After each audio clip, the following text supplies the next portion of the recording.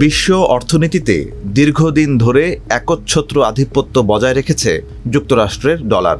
আন্তর্জাতিক বাণিজ্য, বৈদেশিক মুদ্রা লেনদেন, ঋণ কিংবা তেলের মতো কাঁচামালের বেচাকেনা সব ক্ষেত্রেই ডলারের ব্যবহার সবচেয়ে বেশি। ইউরো, ইয়েন কিংবা চীনা রেনমিনবি এখনও ডলারের আসল প্রতিদ্বন্দ্বী হয়ে উঠতে পারেনি। এমনকি ব্রিক্স জোটও বহুদিন ধরে বিকল্প মুদ্রা তৈরির কথা বললেও তা বাস্তবায়ন হয়নি। ফলে এখনও গ্লোবাল রিজার্ভ কারেন্সি হিসেবে ডলার অদ্বিতীয়।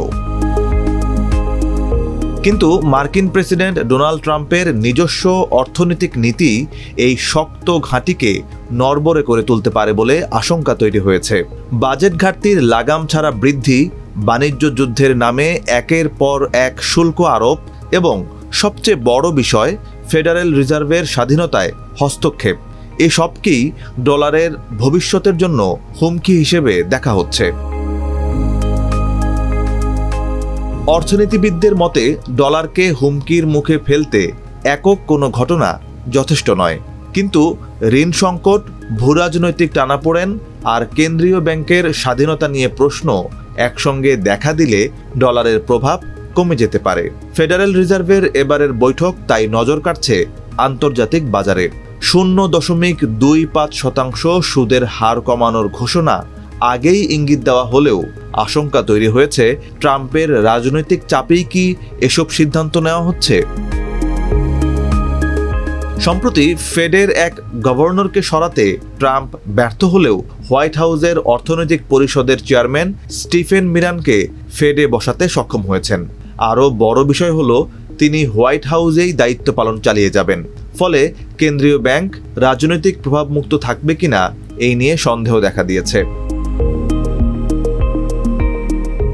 এর পাশাপাশি ট্রাম্পের সস্তা ডলার নীতি ও শুল্ক আরোপের কারণে বৈশ্বিক বাণিজ্যে নতুন বাস্তবতা তৈরি হচ্ছে।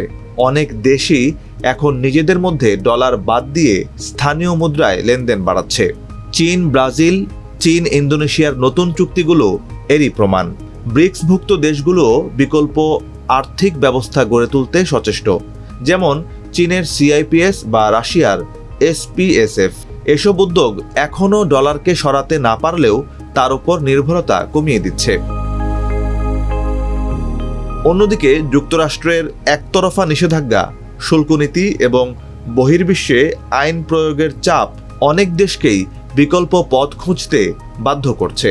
দীর্ঘদিন ধরে সবাই ডলার ব্যবস্থার অংশ হতে চাইত এবং বাধ্যও ছিল। তবে অনেক দেশ হয়তো এখনও বাধ্য, কিন্তু আর আগের মতো ডলার ব্যবস্থার অংশ হতে চাইছে না।